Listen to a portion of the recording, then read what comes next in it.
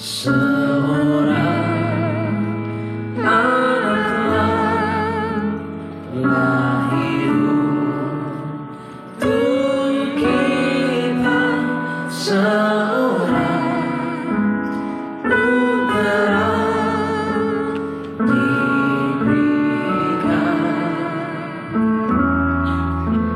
lambang pemerintahan di atas bahunya, dan namanya pun diseru orang. Penasihat ajaib, Allah yang perkasa, Bapa yang kekal, Raja damai, sambutlah Dia, Yesus Tuhan, Juru Selamat dunia.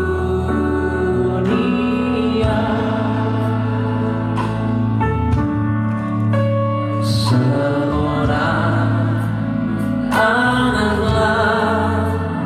lahir untuk kita, seorang putra diberikan, lambang pemerintahannya, lambang pemerintahan di atas bahunya, dan namanya pun disebut orang. Penasehat ajaib, Allah yang perkasa, Bapa yang kekal, Raja damai, sambutlah Tuhan, sambutlah Dia. Mari gereja di Berias, kita sama-sama siapkan hati untuk terima firman Tuhan. Arahkan hati kepada Dia, sama-sama firman Tuhan. Kita bagi beri bersama-sama di hadapan Tuhan Yesus. Di kami mohon, katakan penasehat ajaib, Allah yang perkasa, Bapa yang kekal, Raja damai,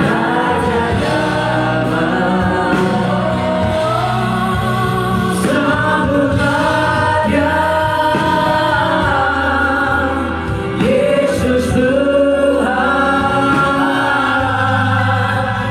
Juru Selamat dunia. Mari jemaat Tuhan angkat kedua tangan, katakan penasehat, penasehat ajaib, Allah yang perkasa. Kami percaya Tuhan Yesus Allah yang kekal, Raja damai, sambutlah Dia, Yesus Tuhan, Juru Selamat dunia.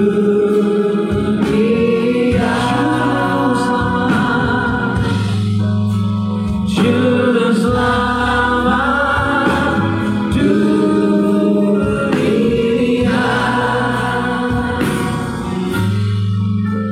Juru Selamat dunia. Kita beri tepuk tangan saudara-saudara yang berbahagia. Terima kasih Tuhan, kami sangat mengucap syukur kami boleh masuk di bulan yang baru. Kami percaya di bulan yang baru ini penyertaan Tuhan, perlindungan Tuhan tetap ada bagi setiap kami. Dan biarlah di bulan yang baru ini kami hidup seturut dengan kehendak Allah. Kami hidup menjadi pelaku firman, kami hidup menyenangkan Tuhan, dan kami hidup menghasilkan buah-buah bagi kerajaan surga. Maka berkati Tuhan semua yang hadir. Beri kami sukacita, beri kami damai sejahtera, dan hati yang limpah dengan ucapan syukur. Maka mengurapi lidah bibir hamba akan sampaikan firman-Mu, biar firman Tuhan yang disampaikan isi hati Tuhan, menguatkan, memulihkan, dan memerdekakan hidup kami. Kami bersyukur, kami siapkan hati kami sambut firman-Mu dengan firman Tuhan. Mari bersama-sama siapa kita yang percaya, yang disayang sama Tuhan, dengan bangga sama-sama kita katakan amin. Kita beri tepuk tangan buat Tuhan Yesus Kristus. Silakan duduk kembali. Puji nama Tuhan. Selamat siang, selamat hari Minggu. Bapak Ibu ada shalom. Ada shalom. Puji Tuhan, apa kabar? Luar biasa, saya doa semua sehat, semua dalam keadaan yang baik, semua dalam penyertaan Tuhan yang sempurna. Sama-sama kita akan belajar firman Tuhan. Tema khotbah di siang hari ini adalah pertobatan Saulus dari penganiaya menjadi pelayan Tuhan. Bersyukur kita sudah 2 bulan, ya, kurang lebih 2 bulan kita sudah selesaikan Kisah Para Rasul 7. Itu dalam 5 minggu 60 ayat. Itu belajar tentang Stefanus. Ya, kita sangat banyak belajar. Dan minggu lalu kita baru selesaikan Kisah Para Rasul 8. Selama 4 minggu 40 ayat berbicara tentang Filipus. Semua berbicara tentang yaitu penginjilan, memberitakan Injil, memberitakan kabar baik. Dan hari ini kita masuk di Kisah Para Rasul 9. Ini dimulai dari pertobatan Saulus. Ya, kita akan belajar selama kurang lebih 4 minggu di bulan November ini, karena ada 43 ayat. Jadi setiap minggu kita bahas 10. Hari ini 13, minggu depan 10, minggu depan lagi 10 sampai di akhir bulan November. Dan nanti masuk di bulan Desember kita baru sama-sama kita merayakan Natal, kita bahas tema-tema tentang Natal. Tapi masih ada waktu 1 bulan lagi, dimulai dari Saulus. Ya, Saulus hidup dalam pertobatan. Doa saya di 1 bulan ini sebelum kita merayakan Natal, kita hidup dalam pertobatan. Kita hidup sungguh-sungguh. Biar di bulan Natal doa-doa kita dijawab Tuhan. Biar di bulan Natal Tuhan kasih kado yang indah bagi hidup kita. Beri tepuk tangan yang luar biasa. Ingat, selama masih ada kesempatan, ayo ya, lupakan yang lalu. Gak usah ingat-ingat yang lama lagi. Gak usah ingat-ingat kesalahan orang. Gak usah cari-cari kesalahan orang. Ingat firman Tuhan katakan, berdamailah dengan semua orang. Bilang kiri kanan, berdamai yuk. Nah, ya, harus senyum ya kan. Jangan berdamai pasang muka serem. Berdamai yuk. Nah, jangan begitu juga ya. Ya, jadi kita harus berdamai dengan semua. Yang kita kejar apa? Firman Tuhan bilang, kejarlah kekudusan. Berdamailah dengan semua orang. Ya, jadi semua kita di tempat ini saling mengasihi, saling menghargai, saling menghormati. Walaupun kita nggak kenal satu sama lain, mungkin teman-teman juga yang latihan choir nggak kenal satu sama lain. Ya, kita di tempat ini semua belajar saling menghormati, saling mengasihi, kita saling menghargai. Karena kita semua adalah anak-anak kerajaan surga. Kita ahli waris kerajaan surga. Kita anak-anak yang dipilih sama Tuhan. Kita dipakai Tuhan sebagai alat bagi kemuliaan Tuhan. Sekali lagi kita beri tepuk tangan buat Tuhan ya. Mari kita akan belajar Kisah Para Rasul 9 ayat 1 sampai 13. Kita baca bergantian, saya minta bantuan, kita baca berganti-gantian. Nanti ayat 13 kita baca bersama-sama ya. Kisah Para Rasul 9 ayat 1 sampai 13. Temanya adalah pertobatan Saulus dari penganiaya menjadi pelayan Tuhan. Ayat yang pertama. Sementara itu berkobar-kobar hati Saulus untuk mengancam dan membunuh murid-murid Tuhan. Ia menghadap imam besar.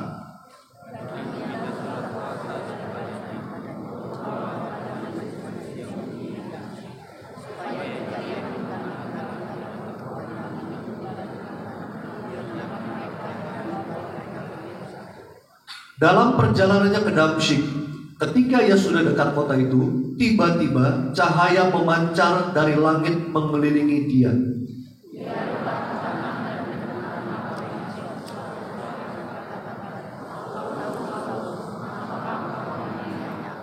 Jawab Saulus, "Siapakah engkau?" "Tuhan," katanya, "akulah Yesus yang kau aniaya itu."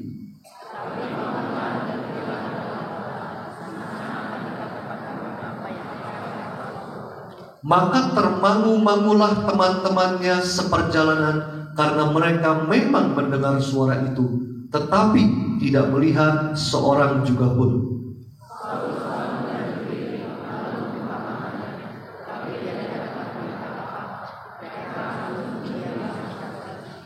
Tiga hari lamanya ia tidak dapat melihat, dan 3 hari lamanya ia tidak makan dan minum.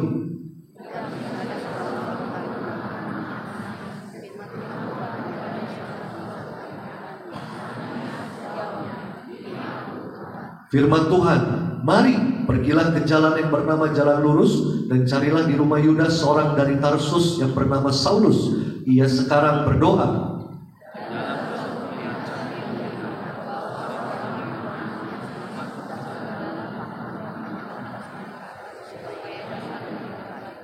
Sama-sama. Jawab Ananias, "Tuhan, dari banyak orang telah kudengar tentang orang itu, betapa banyaknya kejahatan yang dilakukannya terhadap orang-orang kudus-Mu di Yerusalem." Katakan amin. Kita lihat keterangannya ya.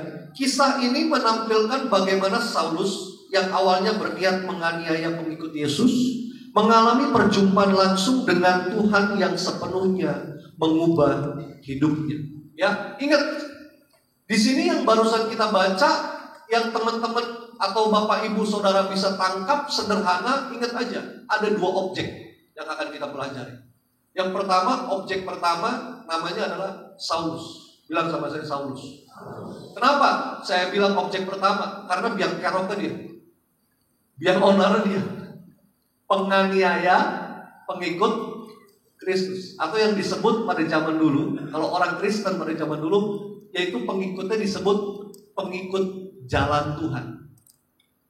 Jalan Tuhan artinya apa? Dia orang Kristen, pengikutnya jalan Tuhan. Oh, itu pengikutnya Kristus. Pada zaman dulu tuh diartikan kalau yang ikut Yesus tuh jalan Tuhan. Nah, tetapi di si Saulus ini biang kerok, ya, dia ini adalah gak suka. Kenapa sih? Dia agamanya tuh beda. Dia agamanya Yahudi, ya, dan juga dia menganut, mempelajari hukum Taurat.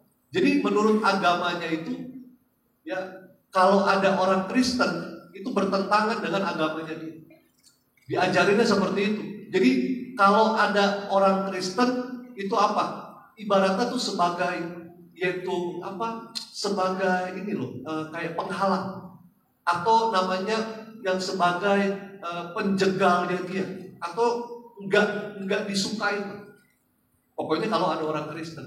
Nah, jadi si Saulus ini bertekad, setiap kali ketemu orang Kristen itu harus apa? Dianiaya. Bahkan kalau bisa dibunuh.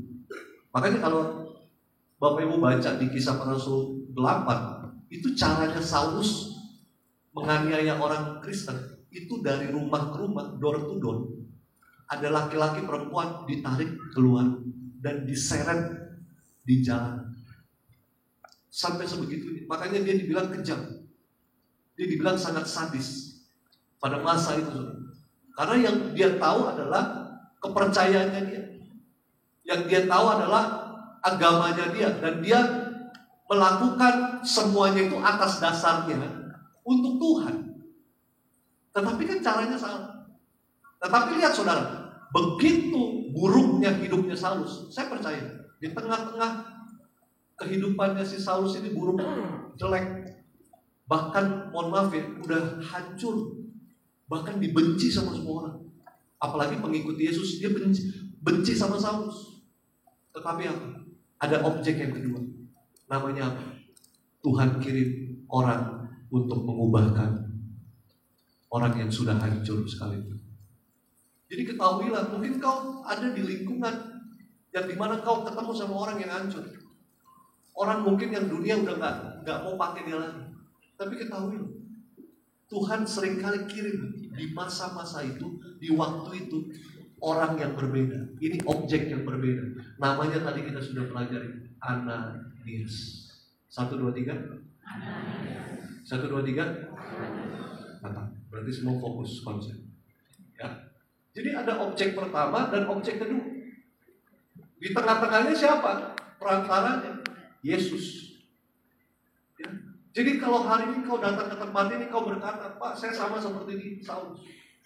Ketahuilah, masih ada Yesus. Selama kau hidup di dalam Yesus, Dia akan kirimkan objek yang kedua untuk menolong hidupmu, untuk mengubahkan hidupmu menjadi ciptaan yang baru. Beri tepuk tangan. Kalau kau masih mau datang ke gereja, berarti kau masih ada hasrat untuk cari Tuhan. Yang bahaya, udah hidupmu kacau-kacau, cari Tuhan masih gak mau. Itu bahaya. Tahu hasrat, keinginan, udah gak ada. Kalau Bapak Ibu haus, apa yang saudara lakukan? Iya betul. Untuk apa? Untuk rasa hausmu terpenuhi. Ketika engkau lapar, apa yang kau lakukan? Makan. Makanya laparmu akan terpenuhi dengan makan. Ketahuilah ketika engkau datang ke tempat ini cari Tuhan, harus dalam kondisi yang haus dan lapar. Jadi bukan datang ke tempat ini dalam tahapan kondisi yang ya Pak, kayaknya udah gak ada hasrat lagi. Ya karena rutinitas saja Pak Pendeta. Yang penting dengar firman. Syukur-syukur kalau firmannya mudah dimengerti, masuk kuping kanan, ya udah gak keluar kuping kiri Pak. Tapi kalau firmannya gak dimengerti, apalagi yang keras Pak, apa yang buat kesinggung, paling syukur-syukur masuk kanan, dia numpang lewat Pak, keluar di kiri Pak. Alias lupa. Atau misalkan udah hambar, atau bahasa sederhananya jenuh. Cari Tuhan tuh jenuh. Soalnya ada perkataan-perkataan seperti itu. Terutama dari anak-anak muda atau enggak yang ikut Tuhan, ya, yang udah mungkin lama. Pak, kok saya datang ke gereja jenuh? Nah, ini ada yang salah. Mungkin mesti diperbaiki. Justru kau cari Tuhan tuh seperti orang lapar, haus dan kalau kita cari dengan haus dan lapar, maka kita akan terpenuhi, maka kita akan dipuaskan, kita akan dikenyangkan. Ya. Jadi benar-benar kerinduan. Siapa yang datang ke tempat ini karena rindu cari Tuhan, mencari gebetan, ya itu dan kesekian aja lah. Yang penting cari Tuhan dulu. Yang rindu, aku datang ke Balai Sarbini nih jam 2 siang karena aku rindu ketemu Tuhan. Aku rindu banget, aku kangen, aku haus dan lapar. Angkat tangan. Bukan karena latihan choir ya. Ya dosa tanggung sendiri ya. Jangan ada dusta di antara kita. Yang rindu, ya benar-benar datang ke tempat ini mau ketemu Tuhan. Aku mau cari Tuhan. Bukan ketemu pendeta, bukan ketemu WL. Ayo angkat tangan. Angkat tangan, jangan turun tangan dulu. Mau difoto? Biar ada, sekarang apa-apa harus ada barang bukti. Ayo, angkat tangan dulu. Enak aja, emang kerajaan surga bisa dibohongin. Ayo. Yang benar-benar rindu, aku ke tempat ini Tuhan, Balai Sarbini jam 2. Tiap minggu aku datang, karena aku haus dan lapar. Aku mau ketemu Tuhan. Angkat tangan. Oke, tahan ya. Ya, jangan turun tangan. Yang nggak angkat tangan, ya udah, orang urus ya. Oke, angkat tangan ya. Tahan. 1, 2, 3. Cekrek. Buktinya. Tapi kalau saudara tanya sama saya, Pak, saya mau lihat foto yang kemarin Pak, tanggal 3 November di Balai Sarbini. Waduh, saya nggak berani jawab. Karena harus berpulang ke rumah Bapak dulu di sana. Karena yang pegang arsipan di sana bukan saya. Ya. Jadi selagi masih ada dikasih kesempatan hari ini, ayo kita berusaha. Ya, seburuk apapun hidup kita, percayalah, kalau kita sungguh-sungguh datang cari Tuhan dengan hasrat, dengan kesungguhan, dengan kerendahan, maka Tuhan akan bisa kirim objek. Tuhan akan pakai objek yang kedua untuk memulihkan hidupmu. Beri tepuk tangan ya. Sampai di sini dulu, mengerti? Jadi kita membuka dengan ada 2 objek, yaitu yang pertama objek masalah, objek sumber masalah. Siapa? Oke. Yang kedua objek solusi. Siapa? Oke. Ya, jadi kita mulai seperti itu dulu. Jadi biar gampang. mengertinya? Karena ini masih ada 3 minggu ke depan, ada 43 ayat. Biar kita belajar di Kisah Para Rasul 9. Ya. Coba slide selanjutnya lagi kita lihat. Belajar dari firman Tuhan, pertobatan Saulus menjelaskan tentang apa? Apa sih yang mau dijelasin? Yang pertama, adanya penganiayaan yang salah arah. Penganiayaan aja udah salah, udah gak benar. Tetapi salah arah, ditambah salah arah. Kenapa? Di awal harus diakuin dulu, harus dimulai dari apa? Adanya, yaitu penganiayaan yang salah arah. Harus ada mengklaim atau mengakui dosa. Jadi yang kita bisa pelajari dari Saulus, yang pertama kita akan lihat nih, ini adanya sumber masalah, sumber dosa. Akarnya apa? Akarnya adalah dia penganiaya. Niatnya tuh dia pengen apa sih? Dia yang tadi saya bilang, dia pengen buat Tuhan. Karena agamanya dia agama Yahudi, ya, dan penuh dengan hukum Taurat. Dia mau lakuin itu, yang bertentangan dengan apa? Dengan orang-orang Kristen. Dan mereka nggak boleh. Ibaratnya orang Kristen itu ancaman bagi orang Yahudi. Banyak mungkin takut dikristenisasikan lah, bahasanya seperti itu. Takut kalau ketemu orang Kristen, ujung-ujungnya tiba-tiba jadi apa? Iya, ikut Tuhan. Dan sehingga apa? Populasinya nanti orang-orang agama Yahudi jadi apa? Mungkin jadi sedikit. Itu mungkin ketakutannya mereka. Tetapi apapun itu, caranya Saulus salah. Masa dia mau apa? Dia menganiaya. Dia gak suka sama orang Kristen. Caranya dia menganiaya, bahkan dia eksekusi, bahkan dia bunuh. Artinya arahnya udah salah. Coba kita buka dulu ya. Kisah Para Rasul 9 ayat 1-2. Sementara itu berkobar-kobar hati Saulus. Ini semangatnya benar, positif. Berkobar-kobar, semangat ya, untuk mengancam dan membunuh murid-murid Tuhan. Ini salah. Semangat untuk mengancam, membunuh ya murid-murid Tuhan, ini yang salah. Ini yang dibilang salah arah. Ya, makanya ia menghadap imam besar untuk apa? Meminta surat kuasa daripadanya untuk dibawa kepada majelis-majelis Yahudi di Damsyik, supaya jika ia menemukan laki-laki atau perempuan yang mengikuti jalan Tuhan, yang menangkap mereka dan membawa mereka ke Yerusalem. Bayangin, sampai Saulus minta surat jalan, surat perintah pergi ke Damsyik. Karena pada waktu itu pengikut jalan Tuhan atau pengikut Yesus, pengikut Kristus itu banyak lari ke Damsyik. Sampai segitunya Saulus mau kejar. Sampai dia bikin surat, dia minta surat kepada imam. Coba slide selanjutnya. Saulus adalah contoh dari orang yang memiliki semangat yang salah arah. Dia berpikir bahwa tindakannya benar karena dilandasi oleh pemahamannya sendiri tentang agama. Karena dia mau melakukan hukum Taurat itu loh, Bapak Ibu. Ya, jadi dipikir yang dia lakukan itu benar, ternyata salah. Ya, tidak apa, bertentangan lah dengan apa yang Tuhan mau, dengan apa yang sebagai pengikut-pengikut Kristus. Coba selanjutnya kita lihat. Banyak orang dalam sejarah telah memiliki semangat yang membara, tetapi tanpa kebenaran Tuhan, semangat itu hanya membawa kehancuran. Semangat aja tuh gak cukup, tapi engkau harus melakukan dengan penuh kebenaran. Artinya apa? Engkau semangat boleh kerja, semangat studi, tapi engkau lakukan itu semuanya dengan penuh takut akan Tuhan, dengan hidup sebenar-benarnya, sejujur-jujurnya, setakut-takutnya akan Tuhan. Beri tepuk tangan buat Tuhan. Jadi artinya apa? Kalau kita udah semangat, tapi karena kita gak mau hidup di dalam kebenarannya, seringkali gagal. Seringkali mengecewakan, karena yang kita lakukan bukan buat Tuhan. Makanya seringkali, kok dia begitu ya? Gak nyangka. Aku kira dia malaikat, ternyata dia Lucifer. Ya, seringkali kita, kok bisa? Makanya jangan mengidolakan manusia.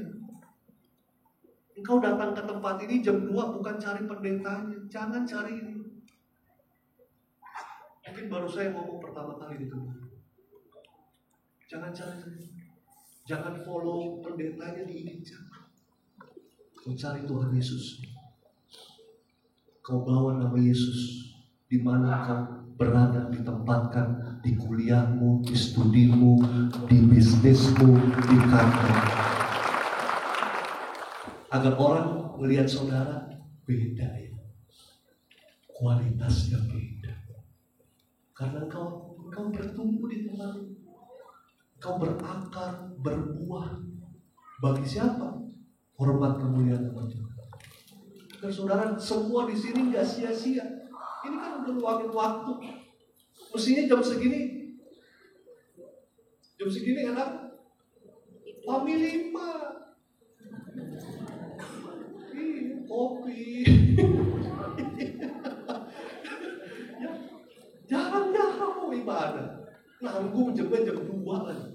Dari dulu kan dari saat ini jam berapa? Jam 2 masih ada zaman Bapak Kepala juga jam 2, gak pernah berubah. Jadi biar saudara mengerti bahwa apa? Semangat itu harus. Tapi saudara harus apa? Harus hidup di dalam kebenaran. Semangat, ayo. Ya, lakukan semua yang baik dan tujuannya buat Tuhan. Hidup dalam kebenaran. Kalau enggak, semangat aja nggak cukup.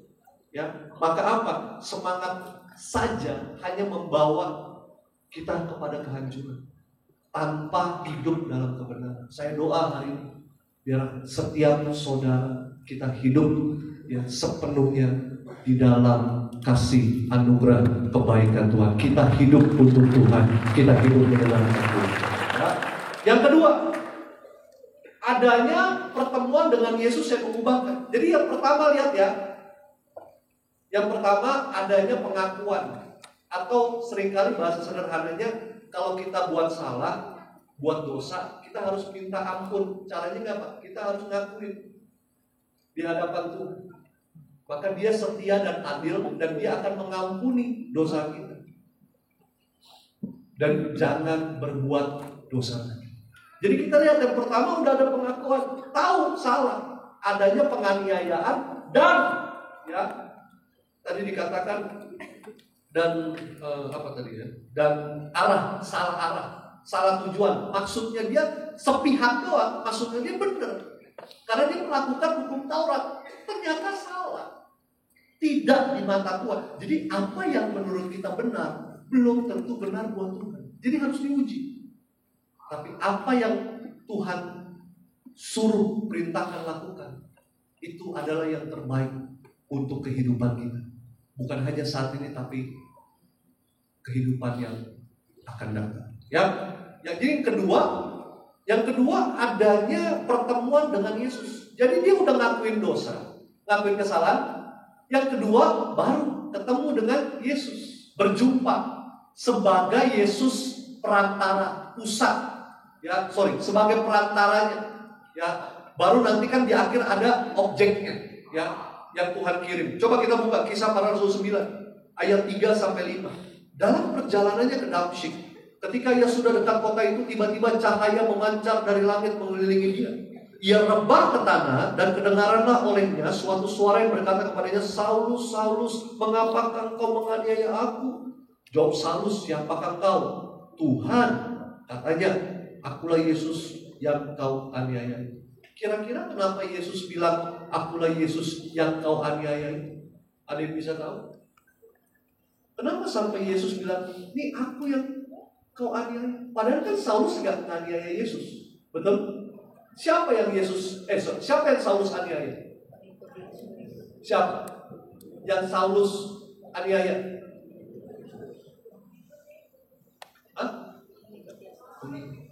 Betul. Berarti kalau kita aniaya pengikut Yesus, sebenarnya kita sedang apa? Kalau kita benci pengikut Yesus, anak Tuhan, sesungguhnya kita sedang menganiaya siapa? Kalau kita sedang ngomongin anak Tuhan, ngomongin orang yang dikasih Tuhan, sesungguhnya kita sedang siapa? Melukai siapa? Nah, ya. Jadi suami jangan melukai hati istri. Istri jangan melukai hati suami. Anak-anak muda jangan melukai pasangan. Jangan melukai orang tua. Jangan melukai siapapun. Kalau engkau melukai sesamamu, sama saja engkau sedang apa? melukai hatinya Tuhan. Siapa yang mau melukai hatinya Tuhan? Gak ada yang mau. Tapi tanpa kita sadar seringkali mulut kita ya, kadang bahasa sederhana aja, kadang bahasa apa sih yang sering dipakai itu bully ya, membuli ya. Nama dikasih bagus-bagus sama orang tuanya David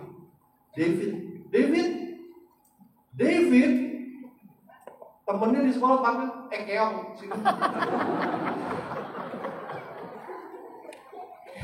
Keong yang kecil, Keong. Udah gitu harus ditiup baru keluar. Kalau nggak ditiup, si David akan terus di dalam. Itu hal-hal yang sederhana. Saya dengar kadang kalau lagi di tempat ngopi, anak-anak muda, ngomong bahasa Tuhan. Saya cuma bilang, bahasa kebun binatang. Angsa, penguin, beruang. Nah ini lawannya, kan nggak mungkin juga praktek. Kalau saya praktekin langsung viral di TikTok. Habis sudah. Ya, itu semua kata-kata.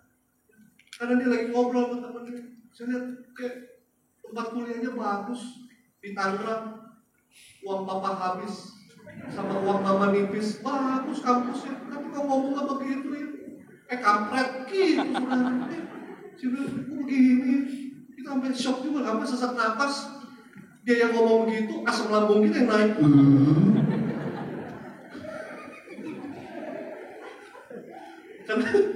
Karena saya ngeri gitu. Ini hal yang sederhana aja ya. Kita masalah perkataan ya.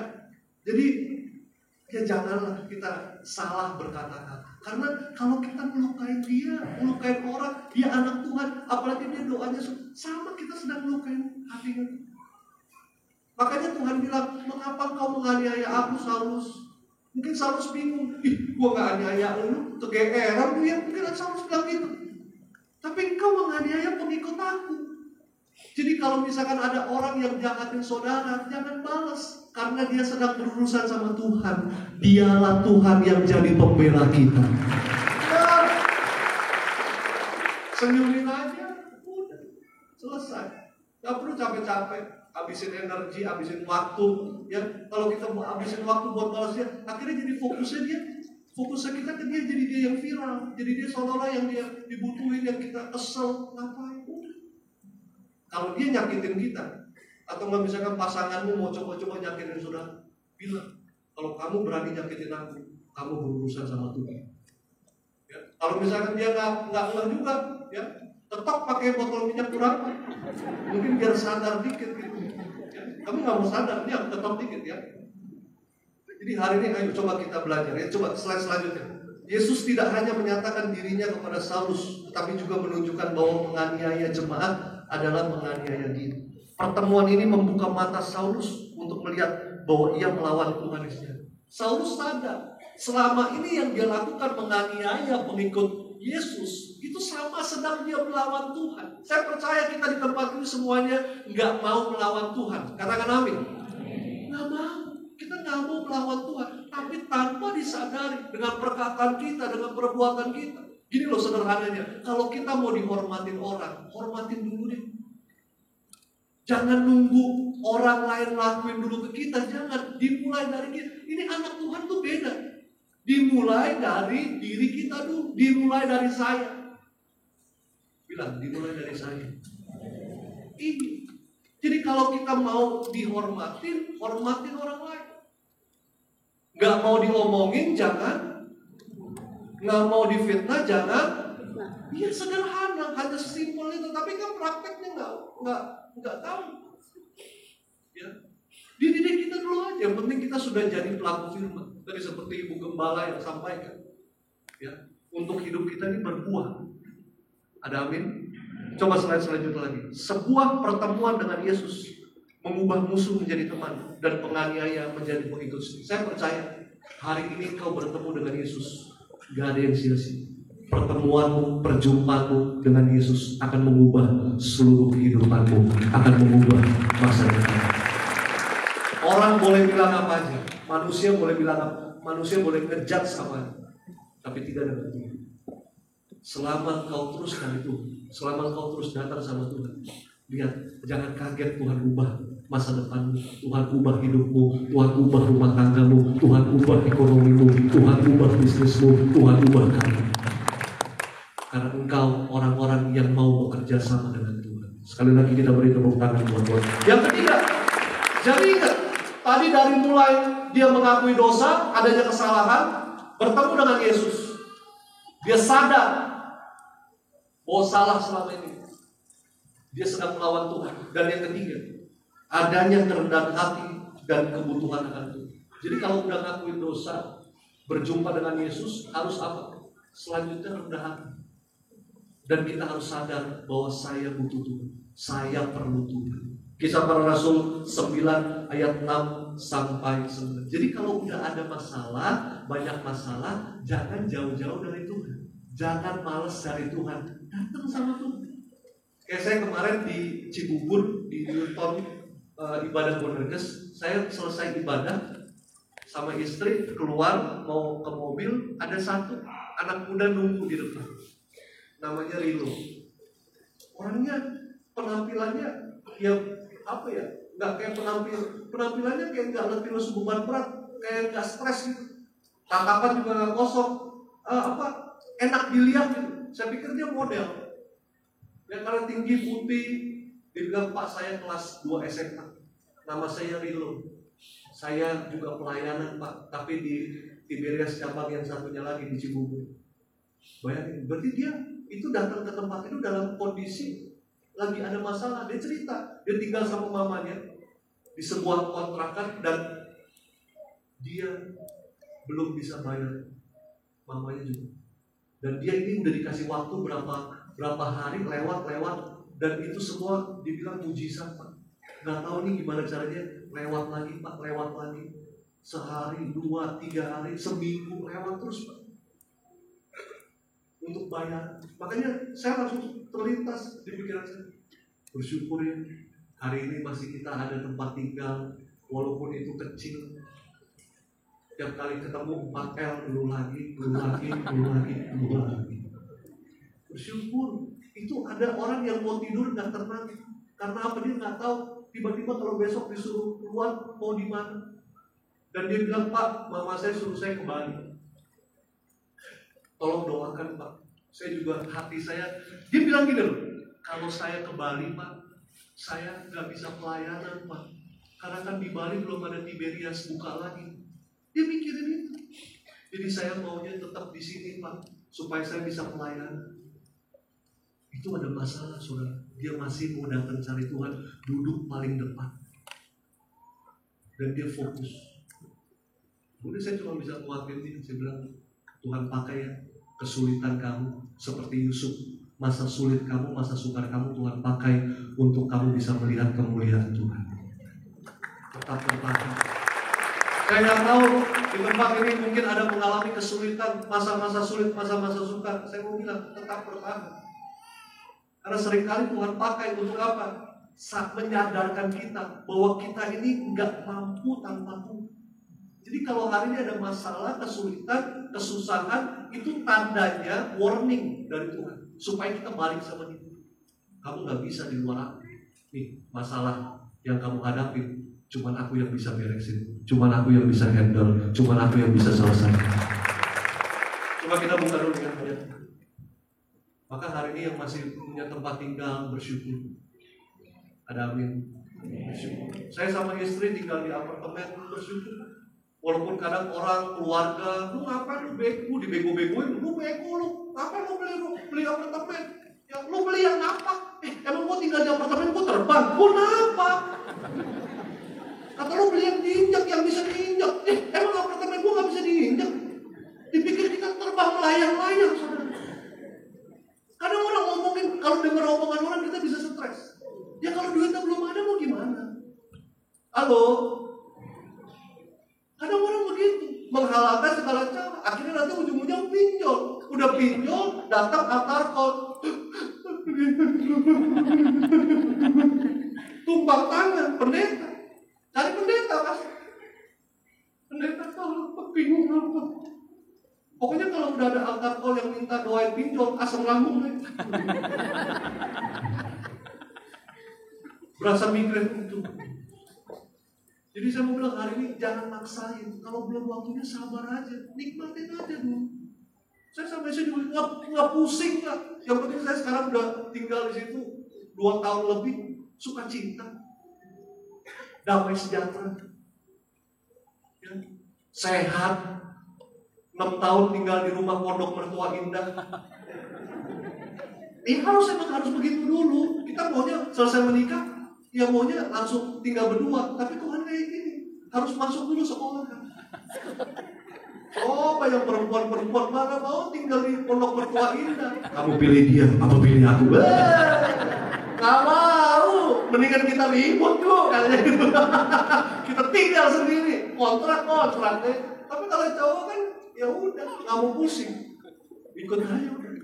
Tapi emang caranya Tuhan memproses kita, membentuk kita, supaya apa? Kita belajar. Setiap masalah itu nggak ada masalah besar, nggak ada masalah kecil, nggak ada masalah yang nggak bisa diselesaikan. Semua masalah cuma satu, solusinya Tuhan Yesus. Dia yang bisa beresin semua.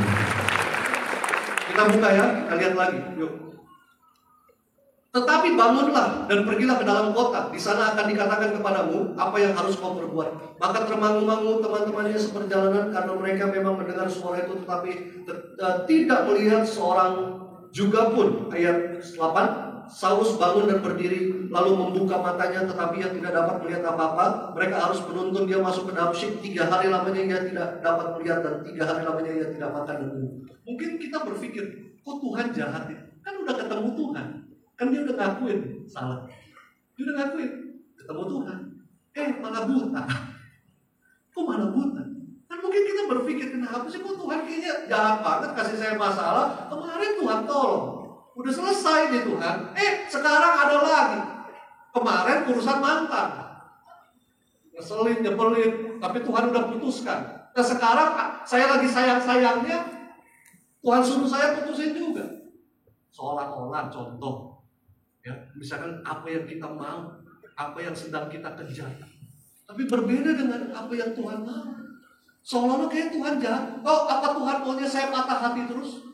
Apa Tuhan maunya saya jomblo terus? Apa Tuhan maunya saya gagal? Pastinya enggak.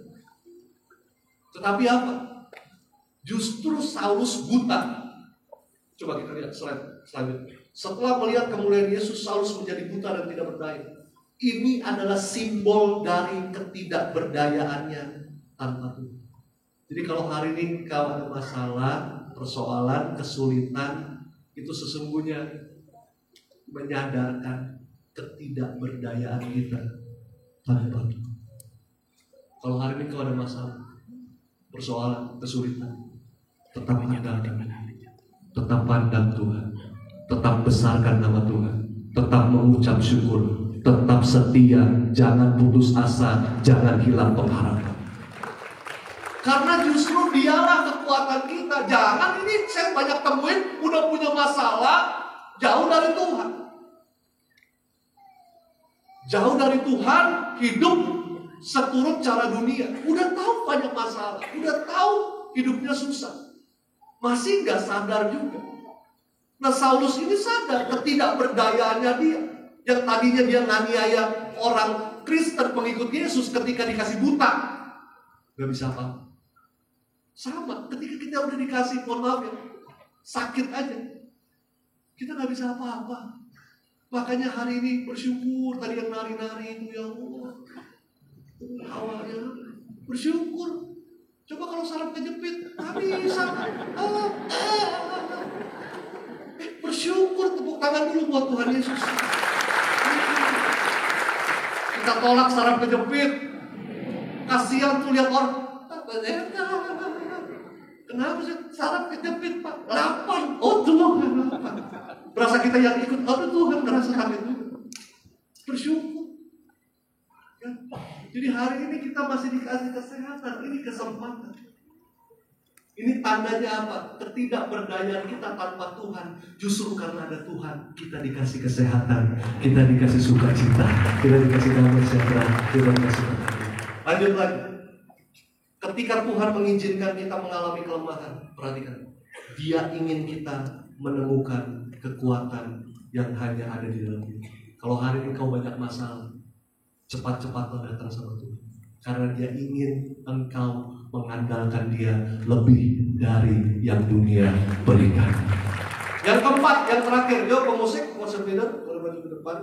Adanya ketaatan dan panggilan untuk mengampuni. Nah, masuk nih keempat.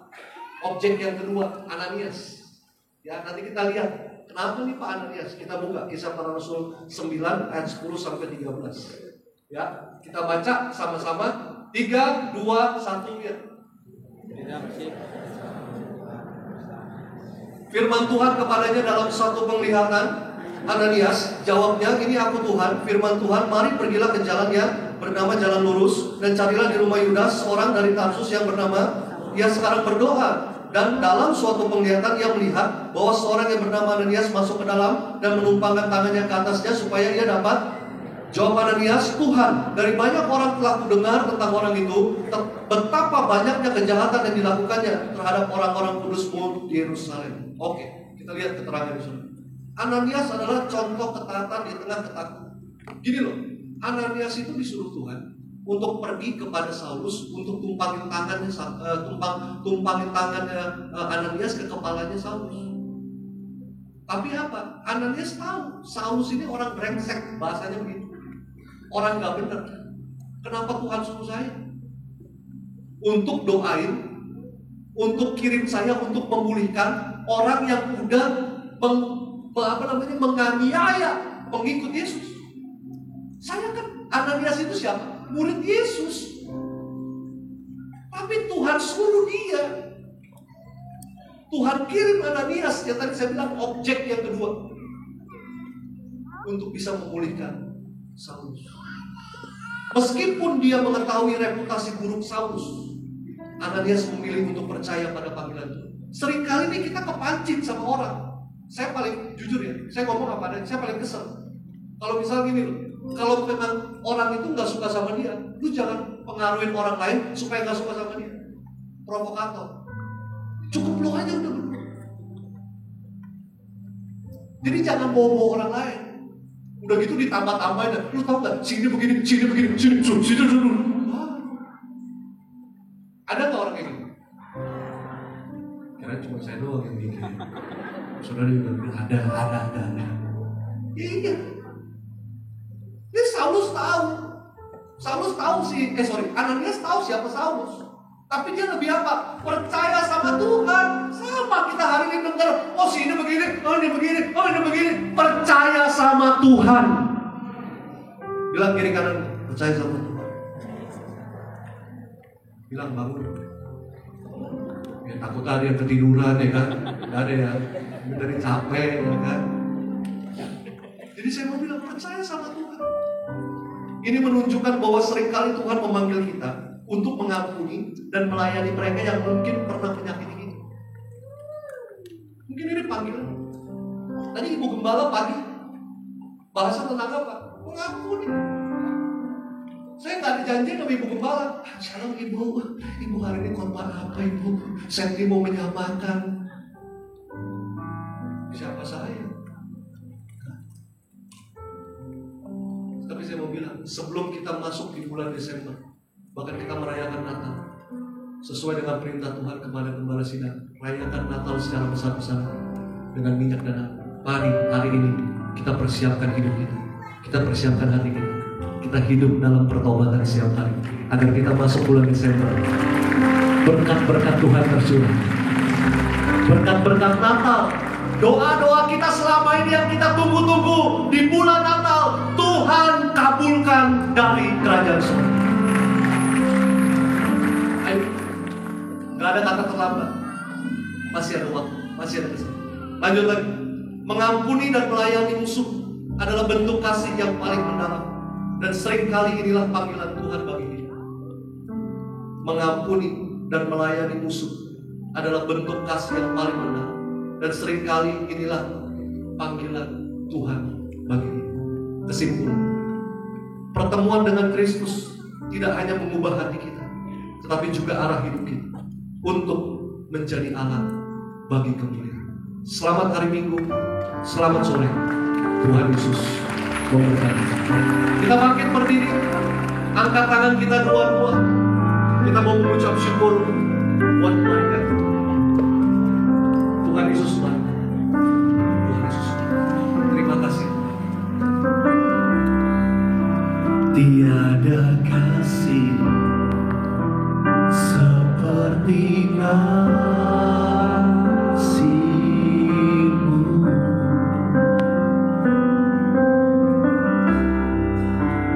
Kau yang sanggup ubahkan hatiku.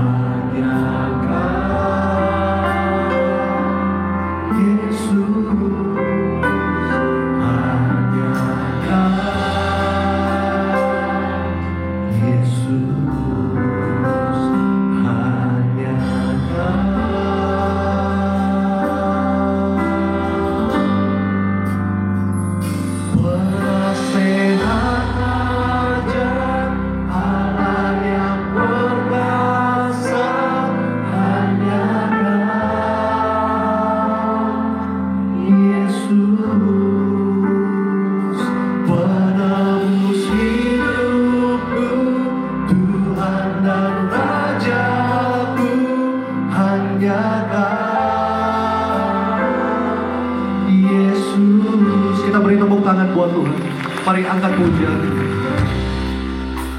Tiada kasih seperti kasih-Mu, seperti kasih-Mu. Katakan Kau yang sanggup ubahkan hatiku. Kau yang sanggup ubahkan hatiku. Hanya Kau. Panggil namanya Yesus. Katakan hanya Kau. Panggil namanya Yesus. Mari angkat tanganmu. Hanya Kau. Panggil namanya Yesus. Katakan hanya Kau.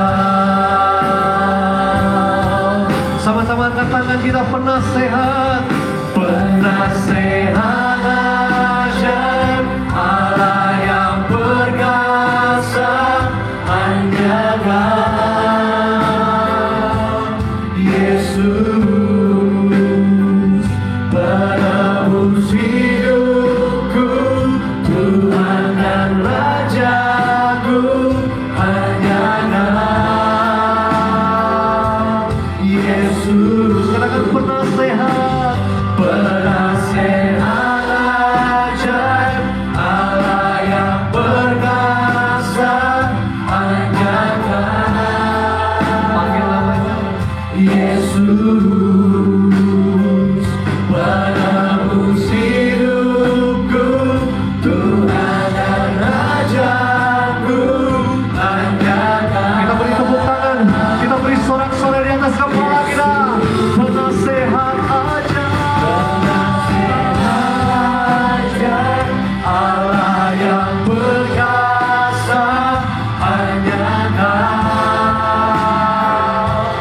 Yesus, penebus hidupku, Tuhan dan Rajaku, hanya Kau, Yesus. Angkat tangan kita dua-dua. Penasehat ajaib, Allah yang perkasa, hanya Kau, Yesus, penebus hidupku, Tuhan dan Rajaku, hanya Kau, sekali lagi, angkat tangan kita dulu. penasehat ajaib, Allah yang perkasa.